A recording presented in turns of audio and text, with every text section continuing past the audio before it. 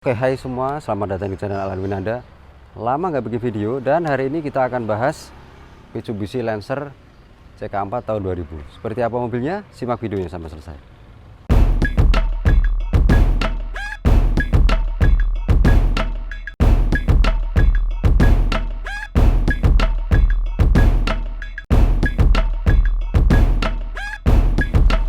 Oke, jadi di Indonesia banyak yang menyebut Lancer CK4 sebagai Lancer Evo 4 atau Evolution 4. Padahal sebenarnya itu adalah mobil yang sangat berbeda, karena untuk Evolution 4 itu versi kencangnya, sedangkan CK4 adalah versi produksi massalnya.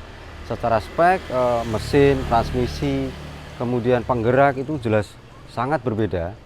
Kemudian di Indonesia Lancer CK4 diproduksi sejak tahun 1996 sampai tahun 2003. Ada satu kali facelift di sekitar 2001 yang bentuknya mobil menjadi seperti gambar, akan saya kasih lihat gambarnya.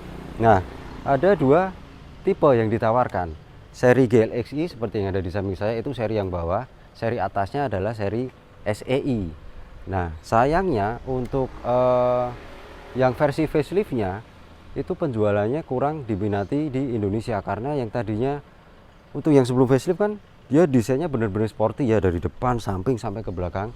Tapi setelah facelift dia berubah menjadi mobil sedan yang lebih elegan, yang ke arah lebih mewah.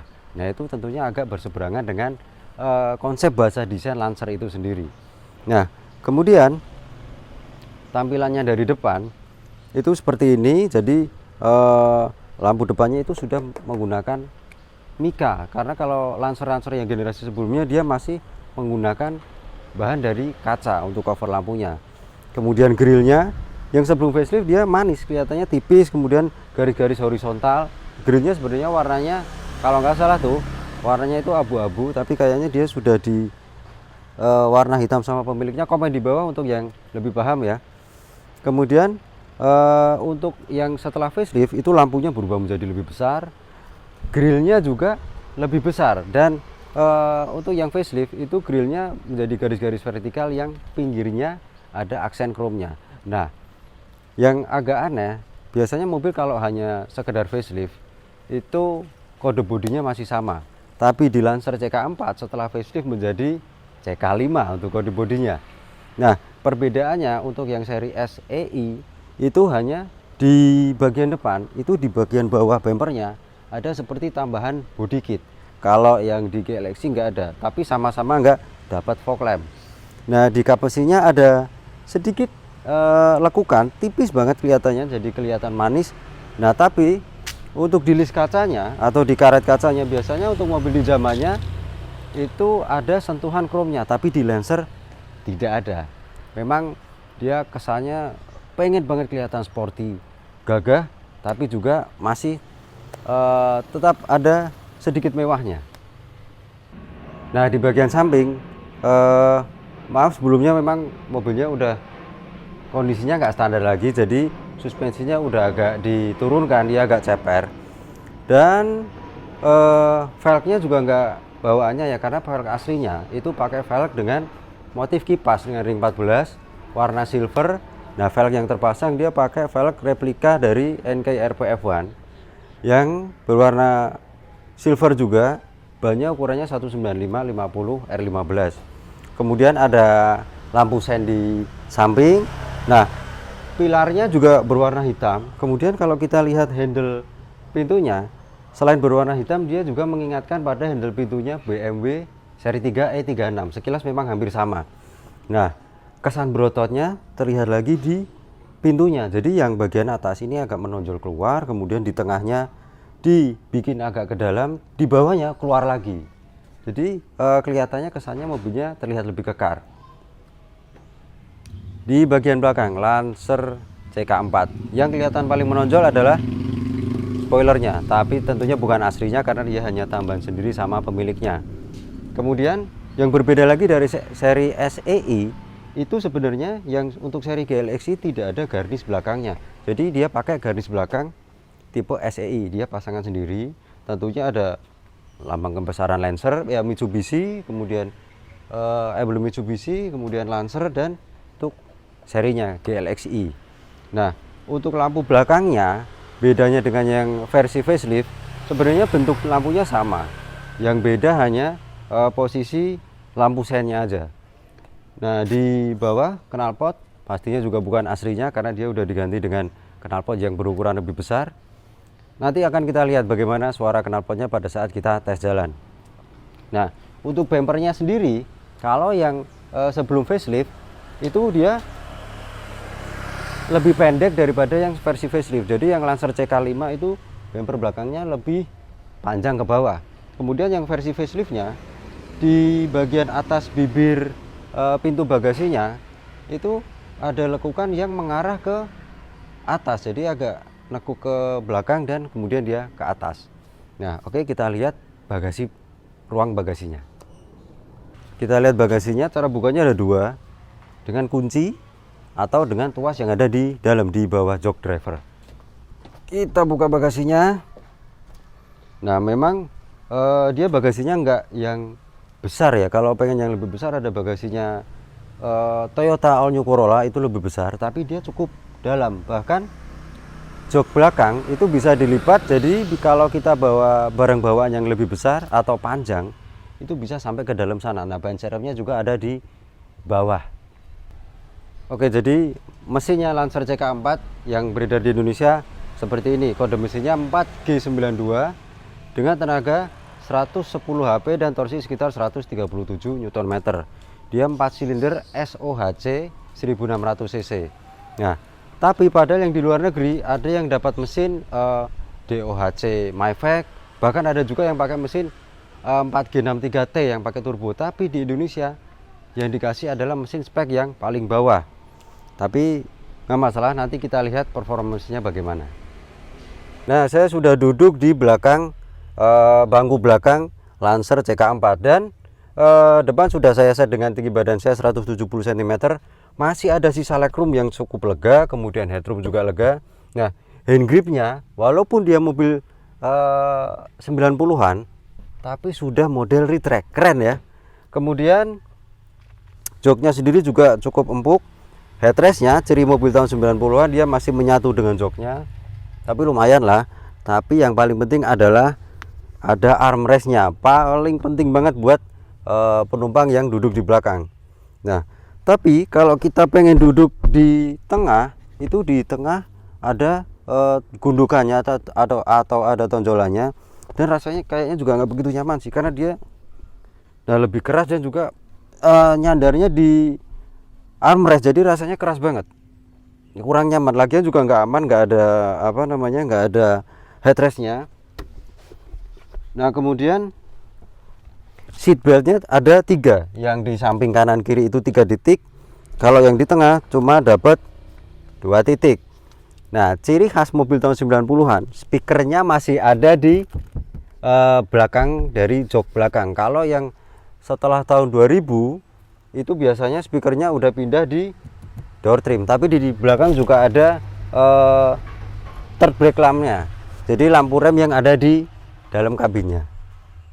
Nah, saya sudah di dalam kabin Lancer CK4 dan kesan pertama yang pengen saya sampaikan, dia bukan dashboardnya tidak yang paling mewah di kelasnya, tapi tetap walaupun dashboardnya simple sederhana, bahan materialnya adalah bahan-bahan yang empuk, soft touch. Memang di bagian bawah ada bahan-bahan plastik ya, kayak di glowboxnya juga cukup besar. Kemudian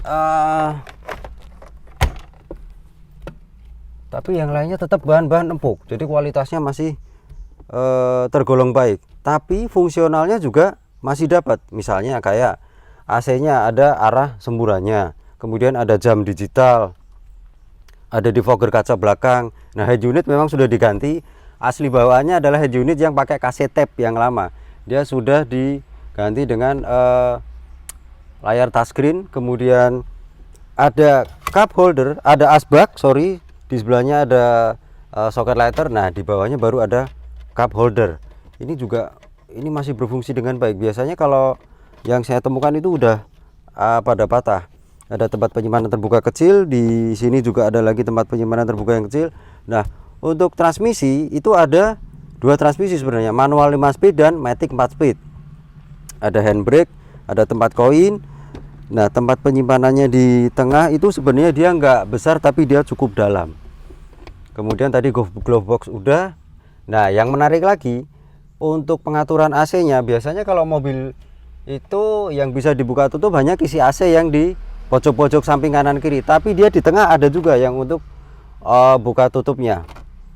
Kemudian untuk bahan joknya sendiri dia masih asli, jadi sama pemiliknya masih dipertahankan originalitas dari dalam kabinnya. Bahan joknya juga kain halus ya dia, dan juga empuk rasanya. Selain ada pengaturan untuk sliding dan recliningnya, dia juga ada pengaturan untuk height adjustment atau pengaturan ketinggiannya.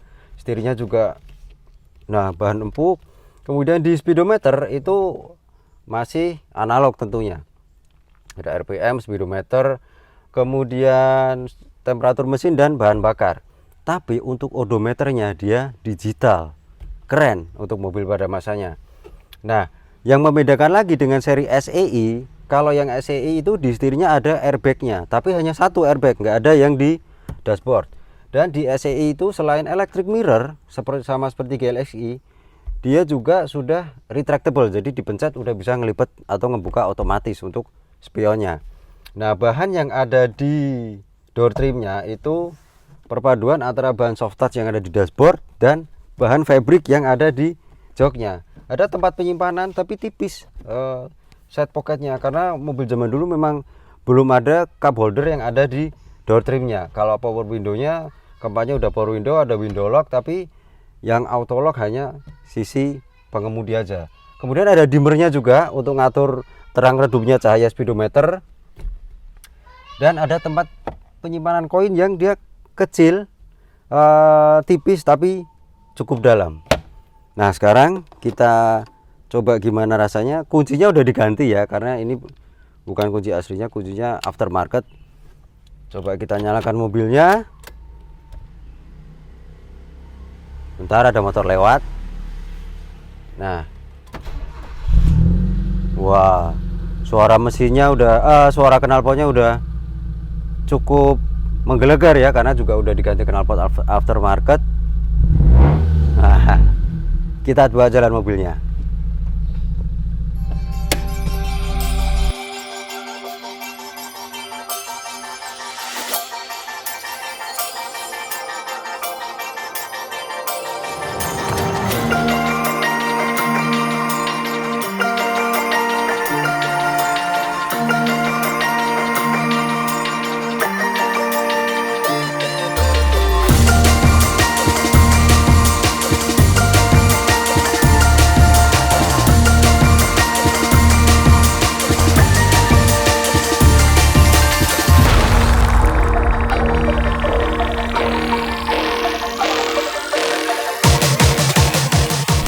Oke, saya sudah di dalam kabin Mitsubishi Lancer CK4 tahun 2000. Dan yang pertama kali saya rasakan adalah joknya empuk ya, beneran. Jadi selain bahan fabriknya juga halus, joknya juga empuk. Kemudian untuk visibilitas keluarnya juga baik, kacanya gede-gede, lihat ke spion belakang juga jelas. Memang agak kehalang sedikit sama spoilernya ya, tapi nggak masalah, nggak ngehalangin banget. Dan ciri khas sedan tahun 90-an itu pilar A-nya tipis kecil, jadi tidak menghalangi kita pada saat kita mau belok pas lagi lihat keluar. Bagus banget. Kemudian untuk setirnya juga nyaman digenggam, kecil setirnya, lingkarnya, diameternya. Dan untuk suspensinya memang tidak standar lagi, karena memang sudah diceperkan. Padahal kalau nggak diceperkan, jadi dulu saya pernah nyetir Mitsubishi Lancer CK4 pada saat udah dulu banget sih, udah lama. Jadi pas mobilnya juga nggak baru-baru banget, tapi masih tergolong tahun yang muda, tapi dalam kondisi yang benar-benar standar. Bentar, sama belok bentar ya. Oke. Itu suspensinya kalau masih pakai standarnya, kemudian bannya dan peleknya masih aslinya, rasanya bener-bener empuk. Dia nyaman, empuk. Tapi kalau dipakai di kecepatan tinggi, kemudian untuk manuver dengan cepat, handlingnya masih bisa stabil. Jadi udah mobilnya nyaman, tapi kalau kita pakai ngebut, manuver cepat, handlingnya masih bisa stabil. Kemudian untuk kekedapan kabin memang kayak suara knalpot agak terdengar samar dari dalam. Memang knalpotnya udah nggak aslinya, dia udah diganti knalpot yang ukurannya lebih besar. Tapi kalau masih pakai knalpot yang standarnya, Lancer CK4 kekedapan kabinnya cukup baik, bahkan bisa dibilang baik, karena kayak traffic noise, suara lalu lintas dari luar, kemudian road noise, suara perputaran roda ke aspal, itu kedengarannya sangat minim di dalam. Paling yang kedengar hanya suara mesin, dan itu pun juga hanya samar-samar. Jadi peredaman yang ada di bagian firewallnya, batas antara kabin dalam dengan mesinnya itu bisa dibilang bagus. Nice Lancer. Nah, gimana performa mesinnya? Tenaganya 110 HP, torsinya 137 Nm. Mesin kodenya 4G92, 1600 cc 4 silinder. Yang saya pakai tidak ada modifikasi di mesin ya, jadi mesinnya masih benar-benar mesin standar, dan kondisi mesinnya juga masih sehat.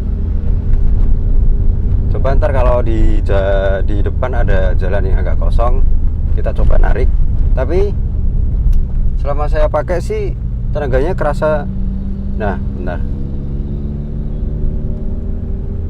Nah, tenaganya itu di putaran bawah sebenarnya udah kerasa, torsinya udah kerasa, tapi akan lebih terasa lagi setelah melewati 3500 rpm atau di sekitar 3500 rpm itu udah mulai narik tenaganya.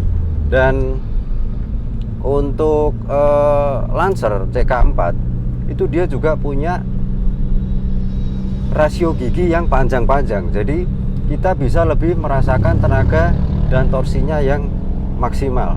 Kemudian untuk koplingnya juga, nah, nggak berat sebenarnya, tapi juga nggak yang ringan banget. Untuk perpindahan giginya itu dia pendek-pendek ya, jadi bukan rasio giginya, tapi jarak antar pindah giginya antara gigi 1, 2 sampai ke 5 itu pendek-pendek, tapi nggak ngeklik. Jadi kalau Honda kan kliki ya, nah tapi di Lancer itu kalau saya pindah gigi rasanya empuk, hampir sama seperti feel-nya pindah giginya All New Corolla, tapi dia lebih pendek jarak perpindahan giginya. Nice banget Lancer. Untuk remnya, depan cakram ventilasi dan belakang masih tromol, tapi walaupun belakang masih tromol, remnya itu pakem banget. Jadi kalau kita injek dikit pedal remnya, dia udah kerasa pakem untuk rem yang ada di Lancer CK4. Nah, kemudian untuk konsumsi bahan bakarnya sendiri, saya sendiri juga nggak tahu pasti, karena menurut si pemiliknya sih antara 1:9 sampai 1:10 km per liter. Dan dari tadi saya pakai syuting, kemudian cuaca panas, AC, itu juga petunjuk bahan bakarnya turunnya juga sedikit banget. Jadi udah tenaga mesinnya enak, kemudian posisi duduknya nyaman, posisi duduknya juga ergonomis ya. Tapi untuk mobil pada masanya, jangan disamakan dengan mobil-mobil yang baru, jelas beda. Tapi untuk mobil era tahun 90-an, posisi mengemudinya cukup ergonomis.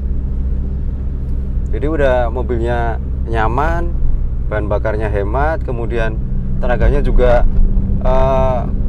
nggak besar-besar banget, tapi rasio giginya panjang-panjang, jadi lebih tetap bisa dapat fun to drive-nya. Handlingnya juga stabil. Kayaknya kalau dipakai di perjalanan jauh nggak bakal kerasa cepet capek pakai Lancer CK4.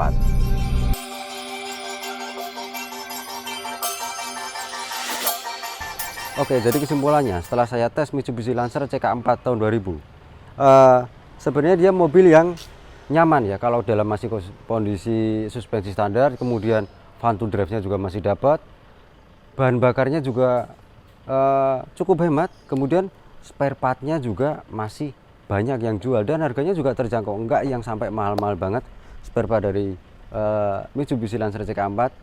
Jadi kalau mungkin bagi Anda yang pengen nostalgia dulu pernah punya pengen beli lagi, atau dulu yang pengen beli tapi belum kesampaian, rasanya nggak salah kalau pilih Mitsubishi Lancer CK4. Dan perawatannya juga gampang sebenarnya. Kemudian untuk pajaknya di daerah kota Semarang itu udah total dengan biaya-biaya yang lain ya, itu pajaknya sekitar Rp1.200.000. Oke, sekian video dari saya tentang Mitsubishi Lancer CK4 tahun 2000. Jangan lupa subscribe, klik like, share video ini ke media sosial Anda, dan jangan lupa juga komen di bawah, sampaikan pendapat Anda tentang Lancer CK4, atau yang pernah punya atau yang masih punya mobilnya, silahkan share di komen di bawah. Dan sekian video dari saya, sampai jumpa di video berikutnya.